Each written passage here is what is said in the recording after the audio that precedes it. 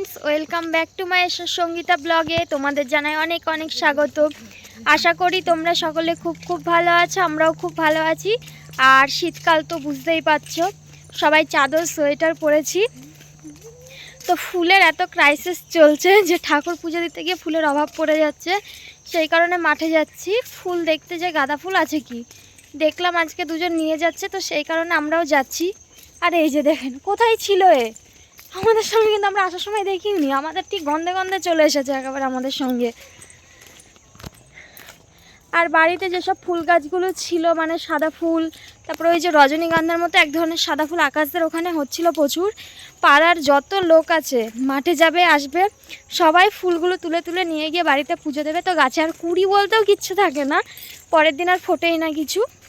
তো সেই কারণে যাচ্ছি আমরা আরও বিশেষ করে। আর মাঠটাও একটু ঘোরা হয়ে যাবে, অনেক কয়দিন যাওয়া হয়নি।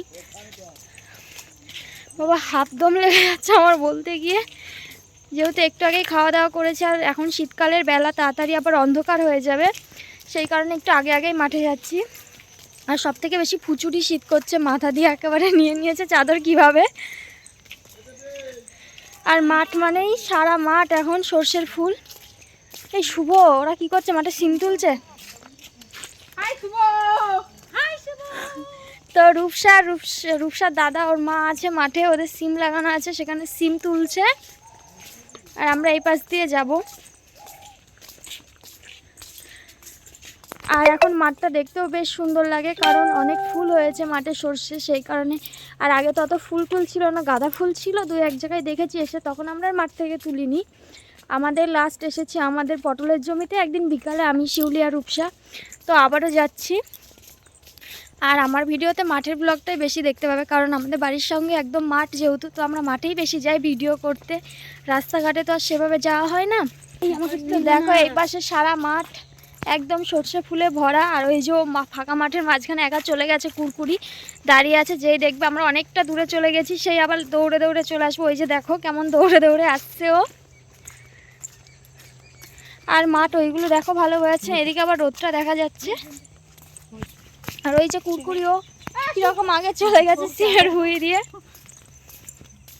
আমাদের আগে পৌঁছে গেছে। এই দেখো কোন মাঠে, ওই দেখো। হ্যাঁ ওই তো, ওই দেখো আমাদের। তো চলো কোথা দিয়ে যাবো। তো আমরা ফুল দেখে ফেলেছি মাঠে, কোন জমিটা ছিল বুঝতে পারছিলাম। তা ওর মধ্যে থেকেও তো ভালো পাওয়া যাবে, পুজো তো দেওয়া যাবে তাই না, বেছে বেছে নিয়ে এসো। তো আমরা সেই চেম্বারের কাছে চলে এসেছি।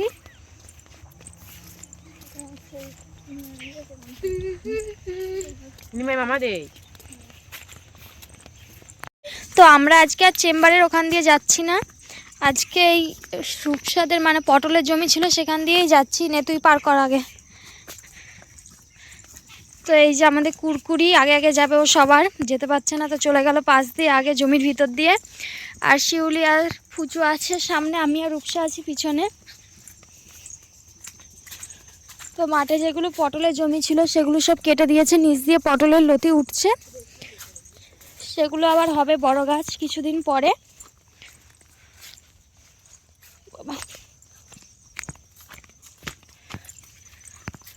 ও রূপসাদের এই যে কলা গাছ এগুলো।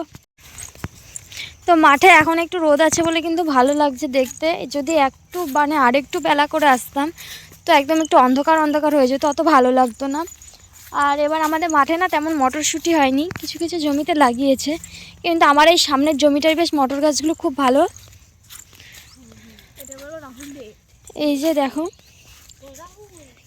কি সুন্দর মটর গাছ, মটরও ধরেছে কিছু কিছু।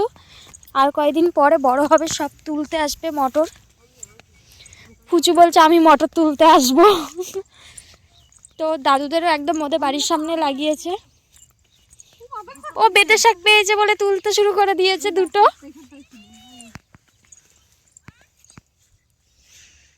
ওই যে কাকি সিমের ভুঁয়ে দেখতে পাচ্ছ কি আমি জানি না, ডাকছে। এই যে ঢুকে পড়েছে ভিতরে। ওই কটায় দুটো তোমারই তো হবে, আমাদের আর কি হবে তাহলে বলো। দেখা যাবে শাক তুলতে যাবে এক্ষুনি আমাদেরকে তাড়া করবে।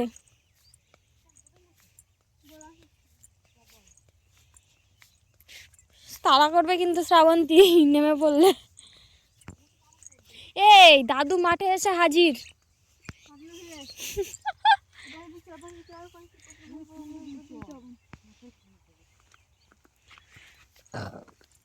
তো রাস্তা ঠিক করতে পারছিলাম না কোন পাশ দিয়ে যাবো। ও সামনে আবার বেগুন গাছ একটা। ফুচু বেতের শাক তুলছে শুধু। এই ভুঁইটাই বেতের শাক হয়েছে মনে হচ্ছে কয়েকটা। এই দেখো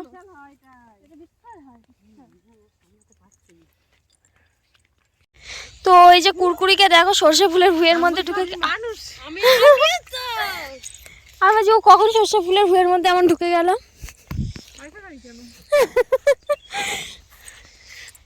তো এই যে আমি এতগুলো বেতের শাক পেয়েছি, ফুচুও তুলেছে, ওই যে ও অতগুলো পেয়েছে, শিউলিও পেয়েছে।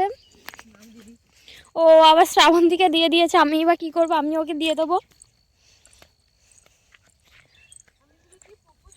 কিন্তু সর্ষে ফুলের ভীষণ বিশ্রী গন্ধ বেরোচ্ছে, পাশ দিয়ে যাচ্ছি একদম ঘুঘু গন্ধ। তো আমরা গাঁদা ফুলের জমি প্রায় চলে এসেছি।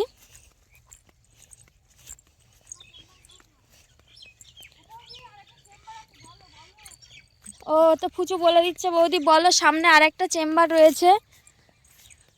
তো চলো চেম্বারে গিয়ে ওরাও বসবে, দেখাবো সেগুলো।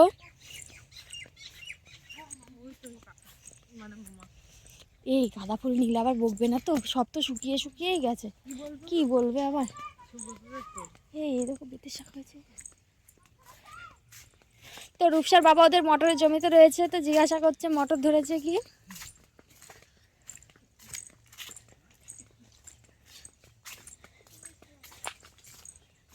তো এই যে এরা গিয়ে বসে পড়েছে চেম্বারে। এই ফুল নিলে তার কিচ্ছু তো বলবে না। আরো খারাপ ছিল ওইটা, তাই না? তাই গিয়ে তুলে তুলে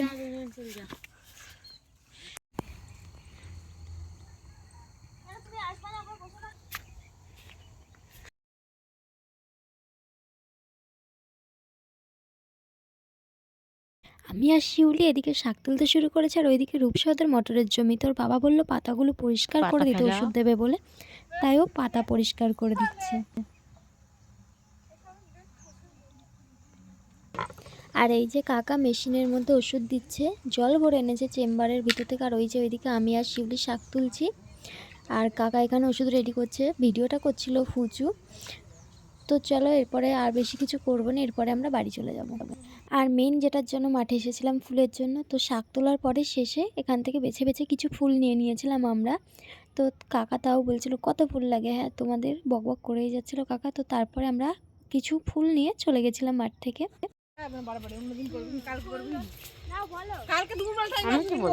বন্ধুরা দেখতেই পাচ্ছ আমাদের মাঠে ফুল তোলা হয়ে গেছে। ফুল শুধু নয়, আজকে আমরা বেতের শাকও তুলেছি মাঠে অনেক।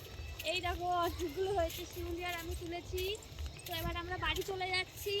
আমার গলার কণ্ঠস্বর অতদূর পৌঁছাচ্ছে কি আমি জানি না। হ্যাঁ এবার পৌঁছাচ্ছে, ঠিক আছে। তো ভিডিওটা যদি ভালো লাগে তোমাদের, তাহলে আমার চ্যানেলটি লাইক, কমেন্ট, শেয়ার, সাবস্ক্রাইব করে দেবে। আর হ্যাঁ, আর শর্ট ভিডিওগুলো কিন্তু দেখতে ভুলো না একদম। আমি কত কষ্ট করে ভিডিও করি বলো, নেট লাগে আমার। তো তোমরা যদি না দেখো, ভালো লাগে তো টাটা বাই বাই, দেখা হবে আবার নেক্সট ভিডিওতে।